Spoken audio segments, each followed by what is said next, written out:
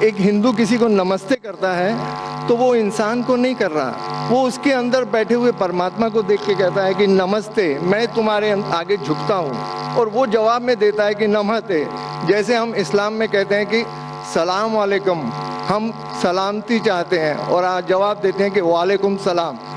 تو میرا اتنا ہی کہنا تھا کہ وہ نور جب ہم سب میں دیکھنا چالو کر دیں گے تو اس کے بعد کسی بھائی چارے کی ضرورت نہیں رہ جائے گی، کیونکہ پہلی جو ہندو کی بھی پوجا ہے اس میں کہتے ہیں کہ انترکشا ہے شانتی ہی، ونسپتا ہے شانتی ہی، سروے بھونتو سکھینا سروے سنتو نرامیا۔ مطلب انترکش میں تارے بھی شانت ہوں، جنگلوں میں ونسپتیاں شانت ہوں، سبھی لوگ شانت ہوں، سبھی لوگ سکھی ہوں۔ یہ پرارتھنا، یہ ایک ہندو دھرم کی بنیاد ہے، اور ہر دھرم کی، اسلام کی، ہندو دھرم کی، سکھ ازم کی، سبھی نے ہر ایک کی بھلائی اور ہر ایک کی شانتی، ہر ایک کے بھائی چارے کی بات کی ہے۔ اگر اس میں کچھ آپ کو غیر واجب لگے تو مجھے نہیں کہ ہندو لوگ کہتے ہیں نمستے، نمستے کا لفظ کدھر سے آتا ہے آپ کو شاید پتا ہوگا۔ نمستے آتا ہے ادم نممے سے۔ ادم نممے مطلب میں آپ کے سامنے جھکتا ہوں، میں آپ کی عبادت کرتا ہوں، برابر؟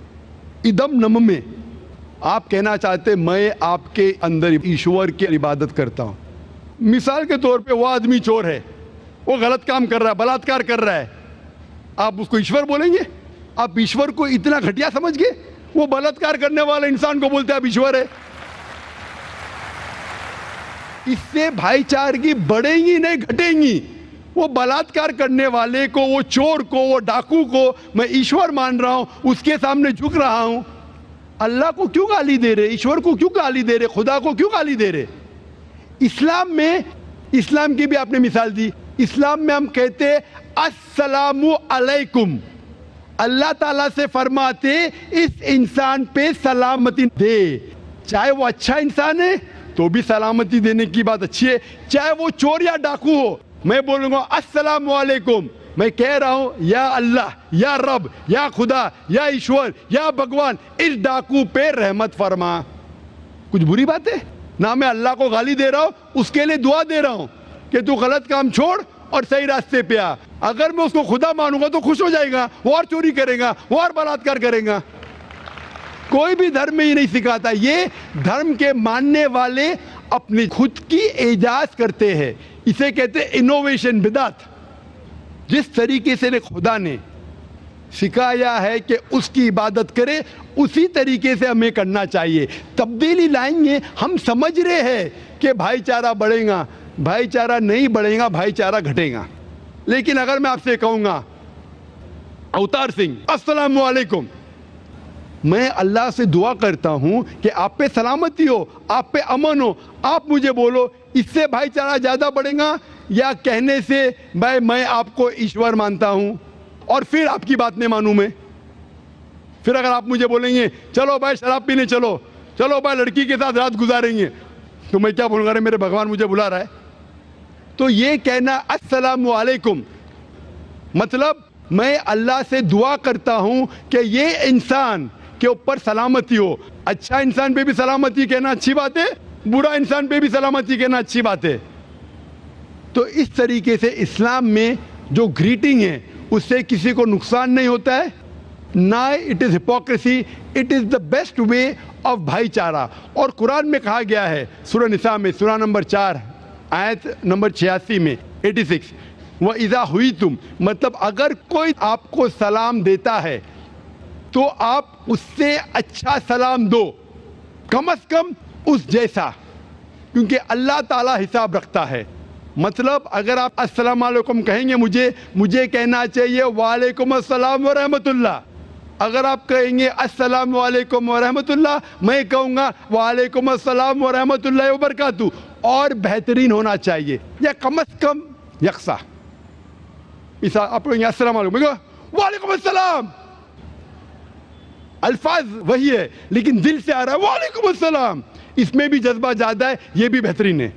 تو قرآن میں لکھا ہے کوئی بھی آپ کو سلام کرتا ہے اس سے بہترین سلام دو، یا اس سے بہتر نہ کر سکو کوئی کہا السلام علیکم ورحمۃ اللہ وبرکاتہ، کم از کم اتنا دو، وعلیکم السلام ورحمۃ اللہ وبرکاتہ.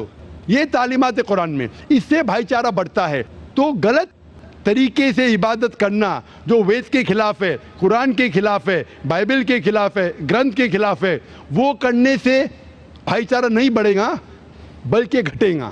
تو اسی لیے ہم یہ جانیں، ایشور جو ہمارا بنانے والا ہے، ہمارا خالق ہے، وہ جانتا ہے کہ کس طریقے سے اس کی عبادت کرنا چاہیے، وہ بہترین جانتا ہے. مثال کے طور پہ آپ کو ڈاکٹر کوئی دوائی دیتا ہے کہ یہ لال گولی صبح کو لینا، ہری گولی دوپہر کو لینا، آپ بولیں گے چھوڑو ہری لال، میں نیلی گولی کھاؤں گا. وہ ڈاکٹر ہے، وہ جانتا ہے. تو اسی طریقے سے ہمارا خالق، ہمارا مالک خدا ہے، اس کی بات کے اوپر عمل کرنا. اسی لیے جو انسان خدا کی باتوں پہ عمل کرتا ہے اسے کہتے ہیں اسلام، مطلب submit. He is called as a Muslim. تو جو کوئی اللہ کے مطابق چلتا ہے اسے کہتے ہیں person who submits his will to God. Hope that answers the question. بہن ایک اچھا سوال پوچھا ہے کہ who is the author of the Quran, who is the author of the Bible. قرآن کو کس نے لکھا، بائبل کو کس نے لکھا؟ قرآن مجید میں لکھا ہے کہ اللہ سبحانہ و تعالیٰ نے کئی وحی اور کتابیں نازل کی. نام سے صرف 4 کا ذکر ہے، وہ ہے توراہ، زبور، انجیل اور قرآن. توراہ وہ وحی ہے جو اللہ سبحانہ و تعالیٰ خدا نے موسیٰ علیہ السلام پہ نازل کی. زبور وہ وحی ہے، وہ کتاب ہے جو خدا نے داؤد علیہ السلام پہ نازل کی. انجیل وہ کتاب ہے، وہ وحی ہے جو اللہ سبحانہ و تعالیٰ خدا نے عیسیٰ علیہ السلام، Jesus Christ peace be upon him پہ نازل کی. اور قرآن خدا اللہ کی آخری کتاب ہے جو آخری نبی محمد صلی اللہ علیہ وسلم پہ نازل کی. یہ 4 کتابوں کا ذکر قرآن مجید میں نام سے آتا ہے. اس کے علاوہ اللہ تعالیٰ فرماتے ہیں سورہ رعد میں سورہ نمبر 13 آیت نمبر 38 میں کہ اللہ سبحانہ و تعالیٰ نے ہر دور میں ایک کتاب نازل کی، لیکن نام سے صرف 4 ہے. تو قرآن مجید کا author is God. The author of Quran is God. اور اس کے اوپر میں تقریر کی تھی پہلے پیس کانفرنس میں، از دا قرآن گاڈز ورڈ، سب سے پہلا کانفرنس. تو اس قرآن کا لیکھک، آتھر خدا ہے، اللہ ہے. اور جیسے میں نے کہا کہ 4 آسمانی کتاب، 4 وحی کا ذکر آتا ہے، توراہ، زبور، انجیل اور قرآن. جہاں تک کہ بائبل کا سوال ہے، بائبل جو ہے آج جو کرسچن لوگ پڑھتے ہیں، کرسچن اسکالرس کے حساب سے اس کے اندر ملاوٹ ہے، اس میں کنکاکشن ہے، فیبریکیشن ہے، انٹرپولیشن ہے. اسی لیے وہ انجیل جو اللہ سبحانہ و تعالیٰ نے عیسیٰ علیہ السلام پہ نازل کیا تھا وہ یہ بائبل نہیں ہے.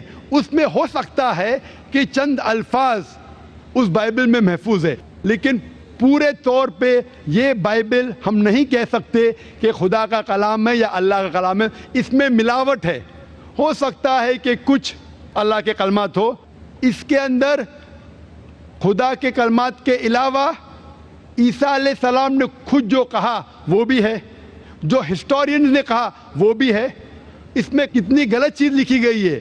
اگر آپ بائبل کو غور سے پڑھیں گے تو کئی ورسز، کئی چیپٹرز مجھے برا لگتا ہے کہنے کے لیے پورنوگرافی میں شامل ہوں گے.